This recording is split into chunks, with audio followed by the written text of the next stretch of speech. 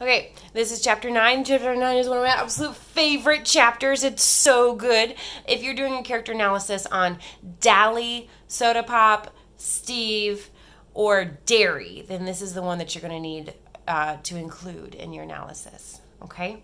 So, chapter 9. It was almost 6:30 when I got home. The rumble set for 7, so I was late for supper, as usual. I always come in late. I forgot what time it is.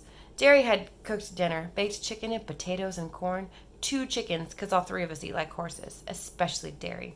But although I love baked chicken, I could hardly swallow any. I did swallow 5 aspirins, though, when Derry and Soda weren't looking. I do that all the time because I can't sleep very well at night. Derry thinks I take just 1, but I usually take 4. I figured 5 would keep me going through the rumble and maybe get rid of my headache. Then I hurried to take a shower and change clothes. Me and Soda and Derry always get spruced up before a rumble, and besides, we wanted to show those socias that we weren't trash, that we were just as good as they were. "Soda," I called from the bathroom, "when did you start shaving?" "When I was 15, he yelled back. "When did Derry?" "When he was 13. Why, you figuring on growing a beard for the rumble?" "You're funny. We ought to send you into the Reader's Digest. I heard they pay a lot for funny things." Soda laughed and went right on playing poker with Steve in the living room. Derry had on a tight black t-shirt that showed off every muscle on his chest, even the flat, hard muscles on his stomach. I'd hate to be the soch that takes a crack at him, I thought as I pulled on a clean t-shirt and a fresh pair of jeans. I wished my shirt was tighter. I had a pretty good build for my size, but I lost a lot of weight in Windricksville, and it just didn't fit right. It was a chilly night, and t-shirts aren't the warmest clothes in the winter in the world, but nobody ever gets cold in a rumble, and besides, jackets interfere with the swinging ability. Soda and Steve and I had put on more hair oil than what was necessary, but we wanted to show that we were greasers, and tonight we could be proud of it. Greasers may not have much, but they have a rep. That and long hair. What kind of world is it where all I have to be proud of is a reputation for being a hood and greasy hair? I don't want to be a hood, but even if I don't steal things and mug people and get boozed up, I'm marked lousy. Why should I be proud of it? Why should I even pretend to be proud of it? Derry never went in for the long hair. His was short and clean all of the time. Look, if you're doing a character analysis on Derry, this one would be helpful because it's helping you understand that Derry really isn't a greaser. He isn't proud of that. He doesn't want to be a part of that culture. He keeps his hair short and clean. I sat in the armchair in the living room waiting for the rest of the outfit to show up. But of course, tonight the only one coming would be Two-Bit, Johnny, and Dallas. And Two-Bit and Johnny and Dallas wouldn't show. Soda and Steve were playing cards and arguing as usual. Soda was keeping up a steady stream of wisecracks and clowning, and Steve had turned up the radio so loud that it almost broke my eardrums. Of course, everybody listened to music like that, but it wasn't just the best thing for a headache. "You like fights, don't you, Soda?" I asked suddenly. "Yeah, sure," he shrugged. "I like fights." "How come?" "I don't know." He looked at me, puzzled. "It's action. It's a contest, like a drag race or a dance or something." "Shoot," said Steve. "I want to beat those socias' heads in. When I'm going to fight, I want to stomp the other guy good." I like it, too. "How come you like fights, Derry?" I asked, looking up at him as he stood behind me, leaning on the kitchen doorway. He gave me one of those looks that hid what he's thinking. But Soda piped up. "He likes to show off his muscles. I'm going to show 'em off on you, little buddy, if you get any mouthier." I digested what Soda had said. It was the truth. Derry liked anything that took strength, like weightlifting or playing football or roofing houses, even if he was proud of being smart too.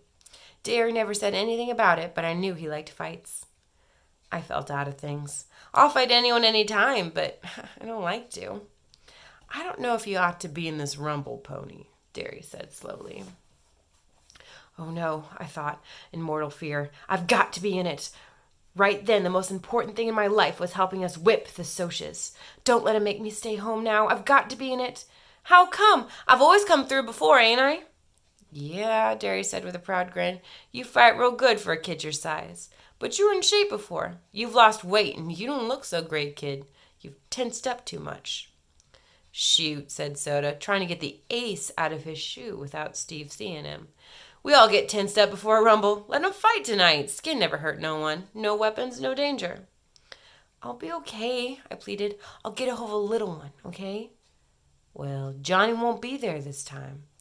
Johnny and I sometimes ganged up on one big guy, but then Curly Shepherd won't be there either, or Dally, and we'll need every man we can get. What happened to Shepherd? I asked, remembering Tim Shepherd's kid brother, Curly, who was tough, cool, hard as nails Tim in miniature, and I'd once played chicken by holding our cigarette ends against each other's fingers. We had stood there, clenching our teeth and grimacing, with sweat pouring down our faces and the smell of burning flesh making us sick, each refusing to holler, until Tim happened to stroll by. When he saw that we were actually burning holes in each other, he cracked our heads together, swearing to kill us both if he ever pulled a stunt like that again. I still have the scar on my forefinger. Curly was an average downtown hood, tough and not real bright, but I liked him. He could take anything. He's in the cooler, Steve said, kicking the ace out of Soda's shoe. In the reformatory. Again? I thought, and said, let me fight, Derry. If it were blades or chains or something, it'd be different. Nobody ever really gets hurt in a skin rumble. Well, Derry gave in. I guess you can, but be careful. And if you get in a jam, holler and I'll get you out. I'll be okay, I said wearily. How come you never worry about Soda Pop as much? I don't see you lecturing him. Man, Derry grinned and put his arm across Soda's shoulders. This is one kid, brother, I don't have to worry about. Soda punched him in the ribs affectionately. That kiddo uses his head. Soda Pop looked down at me with mock superiority, but Derry went on. You can see he uses it for one thing, to grow hair on, and he ducked Soda's swing and took off out the door. Two-Bit stuck his head out the door just as Derry went in, flying out of it. Leaping as he went off the steps, Derry turned a somersault in midair, hit the ground, and bounced up before Soda could catch him. Well, up, Two-Bit said cheerfully, cocking an eyebrow. I see we're in prime condition for a rumble. Is everybody happy? Yeah, screamed Soda, as he too did a flying somersault off the steps. He flipped up to walk on his hands and then did a no-hands cartwheel across the yard to beat Derry's performance. The excitement was catching. Screeching like an Indian, Steve went running across the lawn in flying leaps, stopped suddenly and flipped backward. We all could do acrobatics because Derry had taken a course at the Y and spent a whole summer teaching us everything he'd learned on the grounds that it might come in handy in a fight. It did, but it also got Two-Bit and Soda jailed once. They were doing mid-air flips down a downtown sidewalk, walking on their hands and otherwise disturbing the public and the police. Leave it to those two to pull something like that. With a happy whoop, I did a no-hands cartwheel off the porch steps, hit the ground, and rolled to my feet. Two-Bit followed me in a similar manner. I am a greaser, Soda chanted. I'm a J.D. and a hood. I blacken the name of our fair city. I beat up people. I rob gas stations. I'm a menace to society. Man, do I have fun! Greaser, greaser, greaser, Steve sing-songed. Oh, victim of environment, underprivileged, rotten, no-count hood. Juvenile delinquent, you're no good, Derry shouted. Get thee hence, white trash, Two-Bit said in a snobbish voice. I am a soch. I am the privileged and the well-dressed. I throw beer blasts, drive fancy cars, break windows at fancy parties. And what do you do for fun? I inquired in a serious, odd voice. I jump greasers, Two-Bit screamed and did a cartwheel. We settled down as we walked to the lot. Two-Bit was the only one wearing a jacket. He had a couple of cans of beer stuffed in it. He always gets high before a rumble. Before anything else, too, come to think of it. I shook my head. I'd hate to see the day when I had to get my nerve from a can. I'd tried drinking once before. That stuff tasted awful. I got sick, had a headache, and when Derry found out, he grounded me for 2 weeks. But that was the last time that I'd ever drink. I'd seen too much of what drinking did for you at Johnny's house. Hey, Two-Bit, I said, deciding to complete my survey. How come you like to fight? He looked at me as if I was off my nut. Shoot, everybody fights.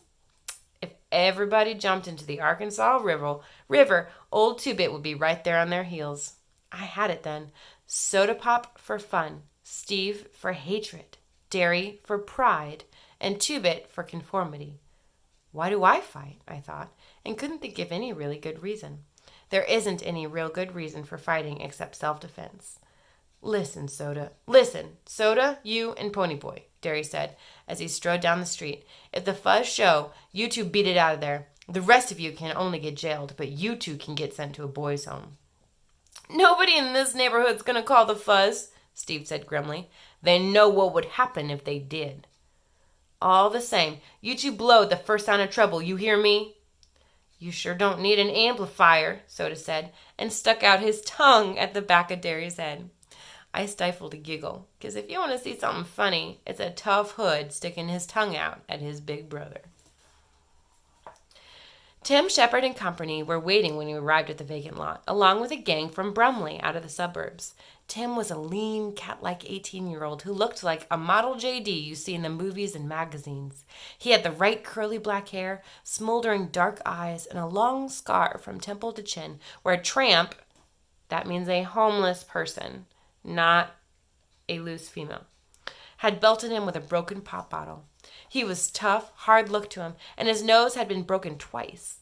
Like Dallas, his smile was grim and bitter. He was one of those who enjoy being a hood. The rest of his bunch were the same way. The boys from Brumley, too, young hoods, who would grow up to be old hoods. I never thought about it before, but they just got worse as they got older, not better. I looked at Derry. He wasn't going to be any hood when he got old. He was going to go somewhere, living the way we do when we only make him more determined to get somewhere.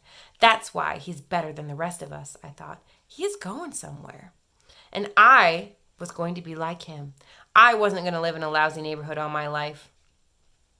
Tim had the tense, hungry look of an alley cat. That's what he's always reminded me of, an alley cat. And he was constantly restless. His boys ranged from 15 to 19, hard-looking characters who were used to the strict discipline Tim gave out. That was the difference between his gang and ours. They had a leader and were organized. We were just buddies who stuck together. Each man was his own leader. Maybe that was why we could whip them. Tim and the leader of the Brumley outfits moved forward to shake hands with each of us, proving that our gangs were on the same side in this fight, although most of the guys in those two outfits weren't exactly what I like to call my friends. When Tim got to me, he studied me, maybe remembering how his kid brother and I had played chicken. You and that quiet black-headed kid were the ones who killed that Soch?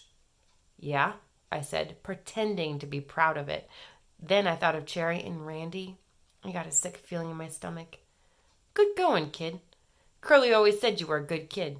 Curly's in the reformatory for the next 6 months. Tim grinned ruefully, probably thinking about his roughneck, hard-headed brother. He got caught breaking into a liquor store. He went on to call Curly every unprintable name under the sun, in Tim's way of thinking, terms of affection. I surveyed the scene with pride. I was the youngest one there. Even Curly, if he had been there, had turned 15, so he was older than me. I could tell Derry realized this too, and although he was proud, I also knew he was worried. Shoot, I thought.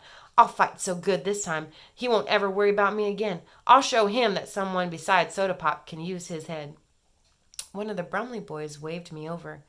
We mostly stuck with our own outfits, so I was a little leery of going over to him, but I shrugged. He asked to borrow a weed and then lit up. That big guy with y'all, you know him pretty well? I ought to. He is my brother, I said. I couldn't honestly say yes. I knew Derry as well as he knew me, and that isn't really saying a whole lot. No kidding. I got a feeling he's going to be asked to start the fireworks around here. Is he a real good bopper? He meant rumbler. Those Brumley boys have a weird vocabularies. I doubt if half of them can read a newspaper or spell much more than their names, and it comes out in their speech. I mean, you take a guy that calls a rumble bop action, and you can tell he isn't real educated. Yep, I said, but why him? He shrugged. Why anybody else? I looked our outfits over. Most greasers don't have real tough builds or anything. They're mostly lean and kind of panther-looking in a slouchy way. This is partly because they don't eat much and partly because they're slouchy. Derry looked like he could whip anyone there. I think most of the guys were nervous because of the no weapons rule. I didn't know the Brumley boys, but I knew Shepard's gang were used to fighting with anything they could get their hands on. Bicycle chains, blades, pop bottles, pieces of pipe, pool sticks, sometimes even heaters. I mean guns.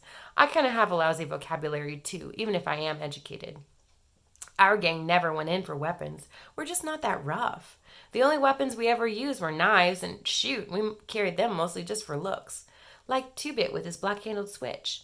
None of us ever really hurt anybody or wanted to. Well, just Johnny. And he hadn't wanted to. "Hey, Curtis!" Tim yelled. I jumped.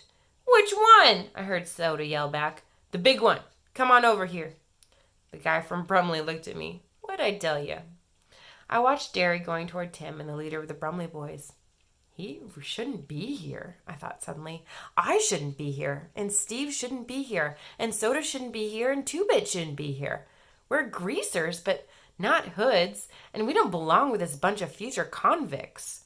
We could end up like them, I thought. We could. And that thought didn't help my headache. I went back to stand with Soda and Steve and Two-Bit then, because the Soches were arriving right on time. They came in 4 carloads and filed out silently. I counted 22 of them. There were 20 of us, so I figured the odds were as even as we could get them. Derry always liked to take on 2 at a time anyway.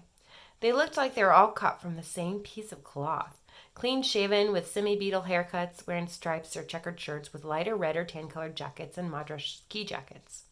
They could have just as easily been going to the movies as to a rumble. That's why people don't ever think to blame the Soches and are always ready to jump on us. We look hoody, but they look decent. It could be the other way around. Half of the hoods I know are actually pretty decent guys underneath all that grease. And from what I heard, a lot of Soches are just cold-blooded mean. But people usually go by looks. They lined up silently, facing us, and we lined up facing them. I looked for Randy, but didn't see him. I hoped he wasn't there. A guy with a madras shirt stepped up. "Let's get the rules straight. Nothing but our fists, and the first to run loses, right?" Tim flipped away his beer can. "You savvy real good." There was an uneasy silence. Who was going to start it? Derry solved the problem. He stepped forward under the circle of light made by the street lamp. For a minute, everything looked unreal, like a scene out of a J.D. movie or something. And then Derry said, "I'll take on anyone." He stood there, tall, broad-shouldered, his muscles taut under his T-shirt and his eyes glittering like eyes. And for a second, it looked like there wasn't anyone brave enough to take him on. Then there was a slight stir in the faceless mob of Soches, and a husky blonde boy stepped forward. He looked at Derry and said quietly, "Hello, Daryl." Something flickered behind Derry's eyes, and then they were eyes again. "Hello, Paul." I heard Soda give a kind of squeak, and I realized that the blonde was Paul Holden.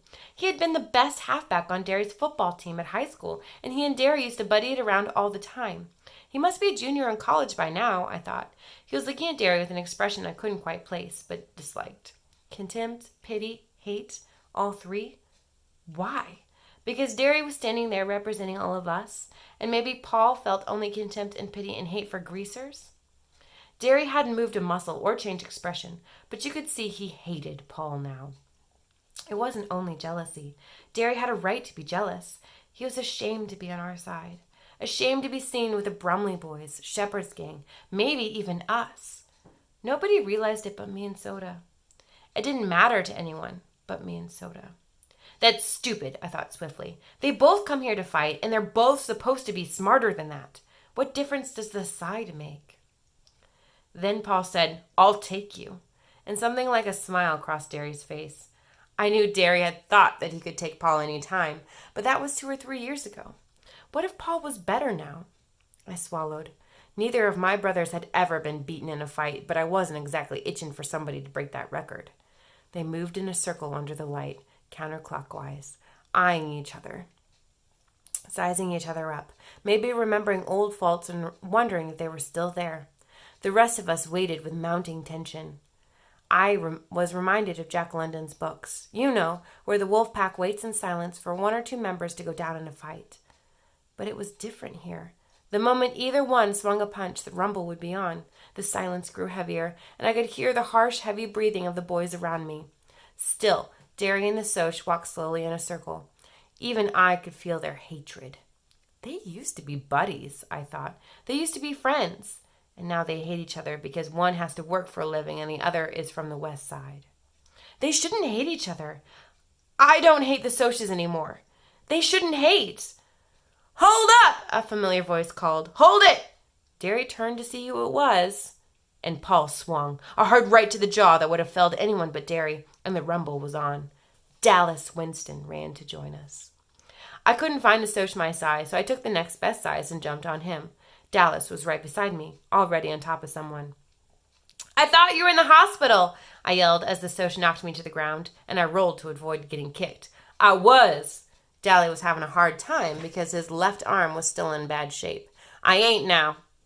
"How?" I managed to ask, as the Soch I was fighting on leapt on me and we rolled near Dally. "I talked the nurse into it with two bits switch. Don't you know a rumble ain't a rumble unless I'm in it?"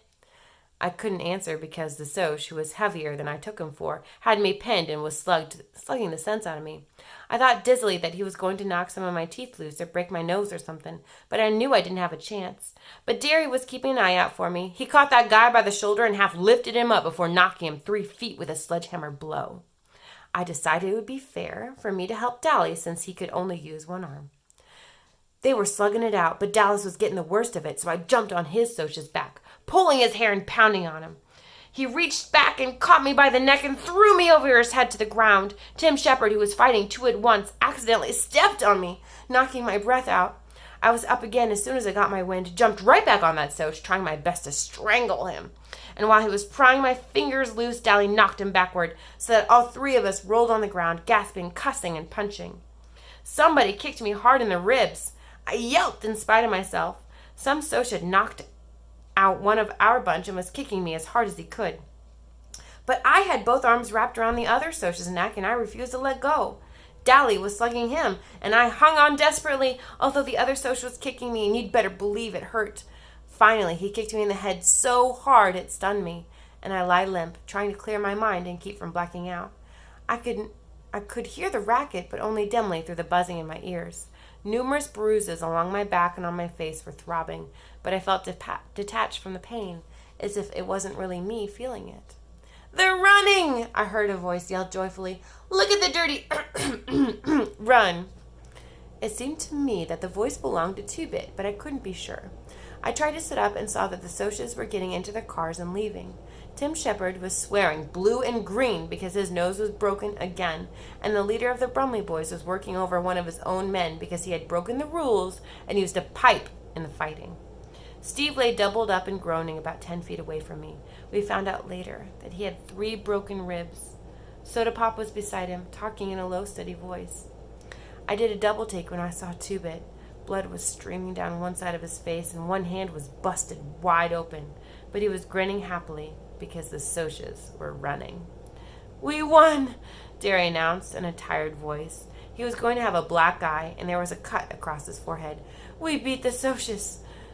Dally stood beside me quietly for a minute, trying to grasp the fact that we had really beaten the Soches. Then, grabbing my shirt, he hauled me to my feet. "Come on!" He had dragged me down the street. "We're going to go see Johnny." I tried to run, but stumbled, and Dally impatiently shoved me along. "Hurry! He was getting worse when I left. He wants to see you." I don't know how Dallas could travel so fast and hard after being knocked around and having a sore arm hurt some more, but I tried to keep up with him. Track wasn't ever like running I did that night.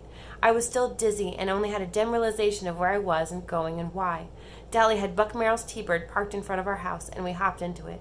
I sat tight as Dally roared his car down the street. We were on 10th when a siren came on behind us, and I saw the reflection of the red light flashing in the windshield. "Look sick," Dally commanded. "I'll say I'm taking you to the hospital, which will be true enough." I leaned against the cold glass of the window and tried to look sick, which wasn't too hard, feeling the way I did right then. The policeman looked